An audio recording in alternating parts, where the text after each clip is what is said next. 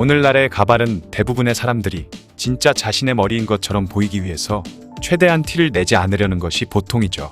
그런데 과거의 많은 국가에서는 가발을 보는 사람들의 시선이 요즘과는 많이 달랐던 것 같습니다. 태양왕이라 불렸던 프랑스의 루이 14세를 비롯해 신성 로마 제국의 황제나 바흐, 모차르트처럼 모든 사람들이 우러러보는 인물들도 가발을 썼던 걸 보면 말이죠. 대체 이들은 어떤 이유에서 가발을 쓰고 다녔던 것일까요? 사람들이 가발을 쓰기 시작한 역사를 살펴보자면 생각보다 더 먼 과거로 거슬러 올라가야 합니다. 바로 기원전 30세기경 고대 이집트인데요. 그 시대에는 대다수의 사람들이 머리를 밀고 가발을 썼다고 하죠. 당시의 가발은 장식으로 쓰이거나 신분을 과시하는 동시에 머리를 햇빛으로부터 보호하는 역할도 했다고 하죠. 색깔은 검은색을 가장 많이 썼는데 기원전 12세기경 무렵부터는 빨강이나 파랑, 초록 등 여러 가지 색깔이 나왔다고 하네요. 일반적으로 남성은 자기 머리를 깎고 가발을 썼으며 여성은 자기 머리 위에 가발을 썼다고 합니다. 이집트인 하면 떠오르는 바가지 머리가 사실은 전부 가발이었던 것이죠. 심지어 파라오의 특징이라고 할 수 있는 기둥 모양의 수염조차 장식물이었다고 합니다. 그리고 나중에 가서는 가발 쓰는 것도 더웠는지 얇은 천으로 머리 모양을 만들어서 대신 썼다고 하죠. 이렇게 전 국민이 사용하는 물건인 만큼 신분에 따른 차이도 있었는데요. 최하층민인 노예는 가발을 쓸 수 없었으며 머리를 자를 수는 있지만 삭발할 수는 없었다고 합니다. 신관들은 보통 머리를 밀기만 하고 가발은 쓰지 않았다고 하죠. 100% 사람의 머리카락으로 만든 가발은 비싼 편이었으며 양털로 만든 것은 그나마 조금 싼 편이었고 식물 섬유로 만든 가발이 가장 싸구려였다고 합니다.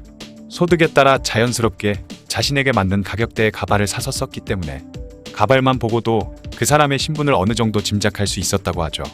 검은색 가발이 가장 많이 쓰였지만 드물게 금발 가발을 쓰는 사람도 있었고 투탕카멘의 이모로 유명한 네페르티티의 경우 푸른 가발을 썼다고 합니다. 이집트의 가발 문화는 로마로 이어졌는데요. 하지만 권력의 상징물로 가발이 사용됐던 이집트와는 달리 로마에서는 가발이 주로 탈모를 감추기 위한 용도로 쓰였다고 하죠. 그 유명한 카이사르도 대머리를 감추기 위해 가발을 썼다고 합니다. 하지만 로마는 실용적인 것을 중시하는 나라였기 때문에 이집트와는 다르게 짧은 모양의 가발이 대부분이었다고 하죠.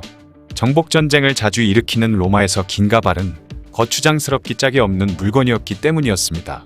부유했기로 소문난 로마 시대에도 진짜 사람의 머리카락으로 만든 가발은 무척 비싼 물건이었다고 하죠. 그래서 부자들은 자신의 가발을 만들기 위해 머리카락을 제공하는 가발용 노예를 사들이기도 했습니다. 그중 가장 비싼 건 빨간 머리를 한 노예였다고 하죠. 빨간색 가발을 구하기가 무척 어려웠기 때문이라고 합니다. 중세시대 유럽에서는 가발이 권위의 상징으로 쓰였다고 하죠. 때문에 귀족들 중에서도 특히 장군이나 제독 같은 고위 장교와 고위 공무원들은 공식석상에서 가발을 애용했다고 하네요.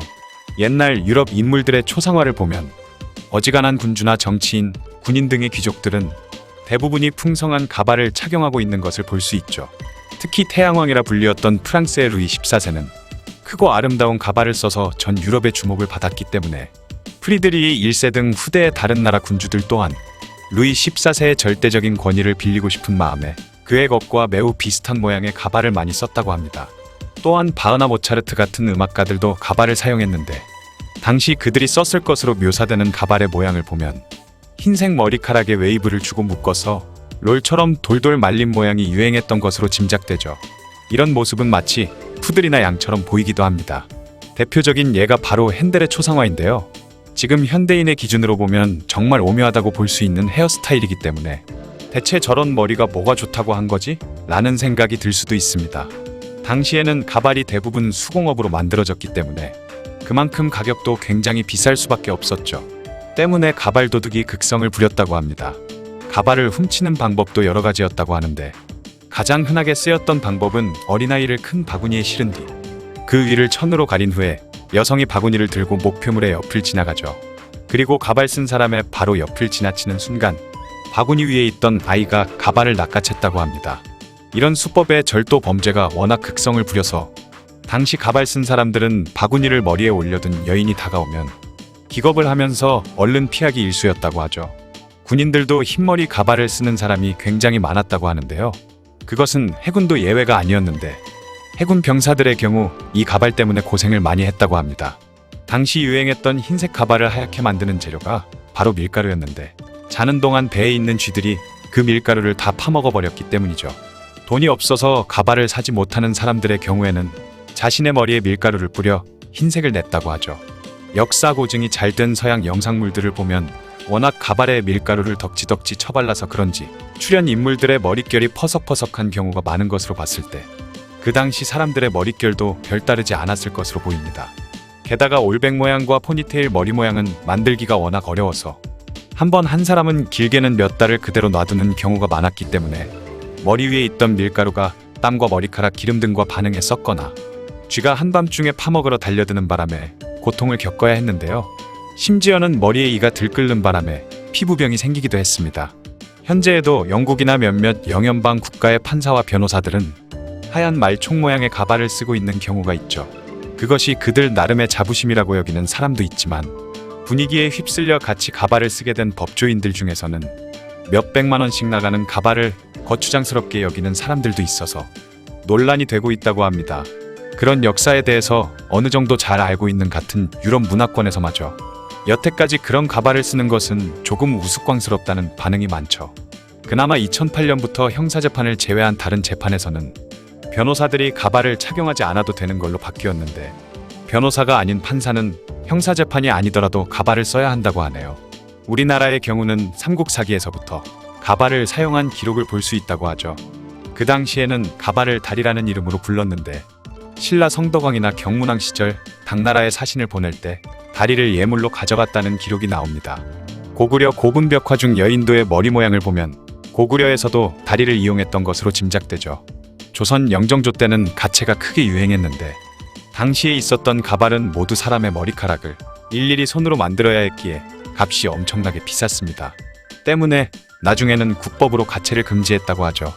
영조가 금지하기 전까지만 해도 사대부의 기혼 여성이면 누구나 다 가채를 했는데 특히 후궁이나 왕비의 가채는 그 가격이 기와집 한 채와 맞먹는 가공할 값을 가졌다고 합니다. 요즘으로 치자면 웬만한 고급 주택이나 아파트값 수억 원이 가발값으로 들어간 것이죠. 거기다 가채와 가채를 장식하는 장신구를 합치면 무게가 많이 나가서 일상생활에서도 많이 불편했다고 하는데요.